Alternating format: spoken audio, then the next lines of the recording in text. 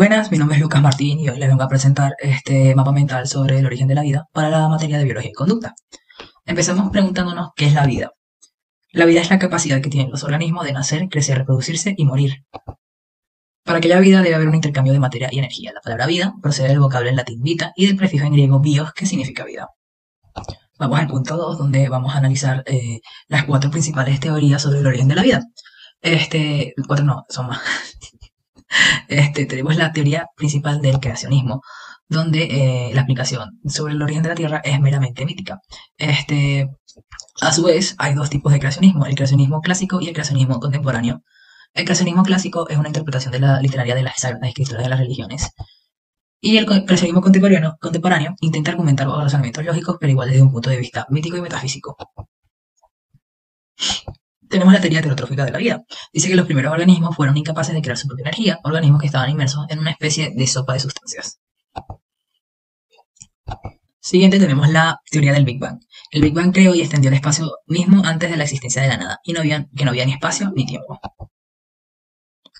Siguiente tenemos la teoría de la generación espontánea, que fue una teoría que ahora mismo está obsoleta, pero que explicaba que se podía crear vida a partir de cualquier, o sea, que la vida podía surgir en cualquier parte.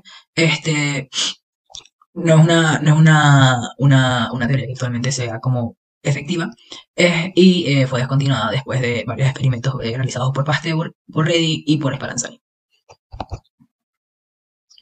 Tenemos la teoría de la panspermia, donde es una hipótesis donde se cree que la vida llega a la Tierra en forma de meteorito. Dentro del meteorito había partículas y seres microscópicos que evolucionaron a lo que somos ahora y a los animales en la Tierra. Tenemos la teoría físico-química de la vida, donde se explica que en la Tierra había unas condiciones muy específicas que ayudaron a la creación de vida. Pueden ser como la capacidad que tienen las plantas de crear oxígeno, el agua, la temperatura, entre muchas otras. Y tenemos la teoría de la creación, donde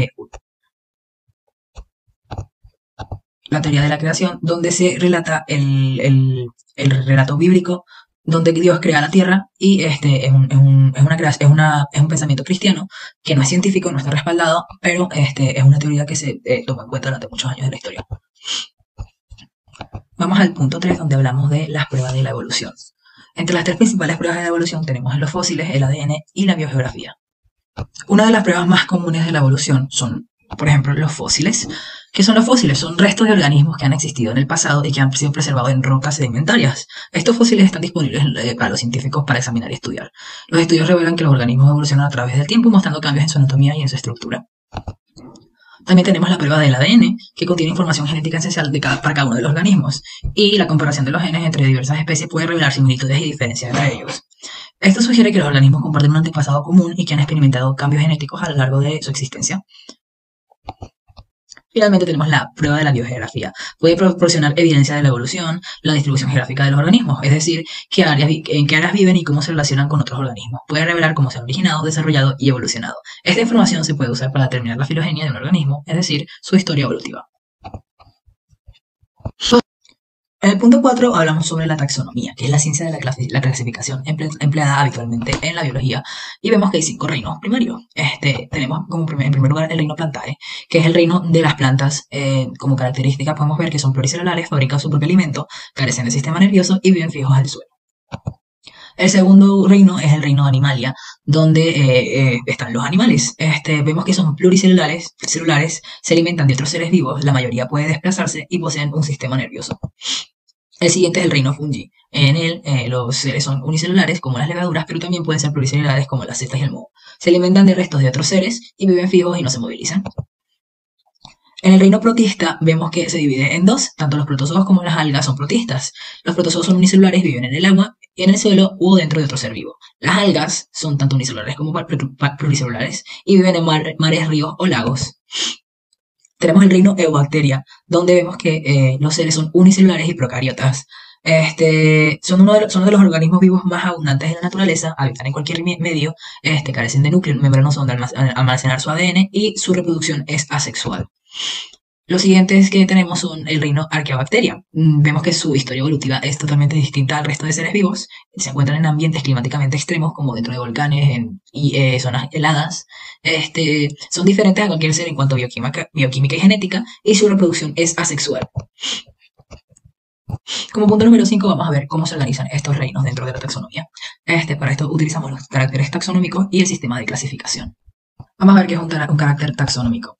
Los caracteres taxonómicos son los atributos que tiene un ser que lo diferencian o lo asemejan a otros seres. Entre estos caracteres tenemos los caracteres morfológicos, fisiológicos, citológicos, bioquímicos, ecológicos y moleculares. ¿Qué son los caracteres morfológicos? Son todos los que se refieren a la forma del ser vivo. Los fisiológicos tratan de todas las características que se tienen para vivir y son sus funciones vitales. Citológicos se refieren al estudio de sus células. Los bioquímicos se refieren a la composición biológica y química de este ser. Los ecológicos se tratan del espacio y los otros seres con los que comparte el organismo. Y molecular, que se refiere al análisis de su ADN y de las proteínas del ser vivo. El sistema de clasificación es lo que nos va a ayudar a determinar a dónde pertenece un ser vivo y cuál es su reino, su filo, su clase, su orden, su familia, su género y su especie. Vemos que en el primer punto que vamos a determinar de un ser es el reino, que es lo que abarca en mayoría lo que viene siendo el ser y puede referirse tanto a un ser como a otros seres de ese reino. Y que acaba en especie, que es lo más específico, donde solamente nos vamos a encontrar seres similares de la misma especie al que estamos investigando. En el punto número 6 vamos a hablar sobre los seres autóforos y los seres heteróforos. ¿Qué es un ser autóforo? Un ser autóforo es todo ser que no necesita ayuda de otro ser vivo para generar su alimento y que normalmente lo hacen por su cuenta. Estos seres sintetizan energía, que puede ser, por ejemplo, energía solar, y mediante la fotosíntesis para generar su propia fuente de energía propia. Entre los seres autóforos tenemos dos ramas, los inferiores y los superiores. Los seres autóforos inferiores son organismos eucariotas que realizan la fotosíntesis pero carecen de sistema nervioso complejo. Entre ellos podemos encontrar las cianobacterias y las algas eucariotas. Los seres autóforos superiores también realizan la fotosíntesis, pero sí cuentan con organismos y tejidos y órganos especializados que pueden ayudar a esto. Proveen alimento y oxígeno a otros seres heteróforos y forman parte del equilibrio climático de la Tierra. Y entre esta subdivisión tenemos otra que habla de las plantas vasculares y las plantas no vasculares. Las plantas vasculares presentan vasos conductores y constan de una organografía que consiste en raíz, tallo, hoja, flor, fruto y semilla. Las plantas no vasculares carecen de vasos conductores, no tienen hojas, tallo, raíz, flores auténticas e incluyen las algas acuáticas y biofitas. Vamos a ver ahora lo que son seres heteróforos, que son seres que, a diferencia de los seres autóforos, no generan su propio alimento y lo buscan en otros seres vivos. Incluyen animales, hongos, bacterias protistas, plantas parásitas también.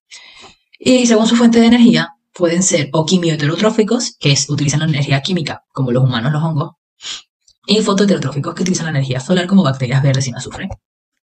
Según sus compuestos usados, vemos que están los organotróforos, que utilizan compuestos de carbono, como carbohidratos, grasas, proteínas, y los litróforos, que utilizan compuestos inorgánicos como amonio, nitrio y azufre. Finalmente tenemos el punto 7, donde vamos a hablar de los microorganismos. Los microorganismos son seres que solo se pueden ver bajo microscopios. Los tipos son virus, algas cianófilas, hongos protistas, arqueas y bacterias. Un virus es un agente infeccioso microscópico acelular que solo puede replicarse dentro de las células de otros organismos. Las bacterias son células procariotas, por lo que no tienen un núcleo definido ni presentan orgánulos membranosos internos. La morfología de los microorganismos comprende el estudio de la morfología colonial de la cepa y su observación al microscopio. Entre las características tenemos que su tamaño es tan reducido que son imperceptibles a simple vista, sus reacciones metabólicas son muy veloces, la relación que mantienen con el medio es intensa, necesitan agua para metabolizar, desarrollan mecanismos de dispersión y resistencia, tienen la capacidad de alterar el medio en el cual se encuentran, se reproducen a una gran velocidad, forman parte del ciclo bioquímico que llevan adelante la naturaleza, son muy livianos por lo que transportan aire y su actividad es indispensable para la vida del planeta. Su reproducción se reproduce por división binaria, que también es un tipo de reproducción asexual. Y en cuanto a esto, damos concluida la presentación del origen de la vida. Muchas gracias por ver y buena tarde.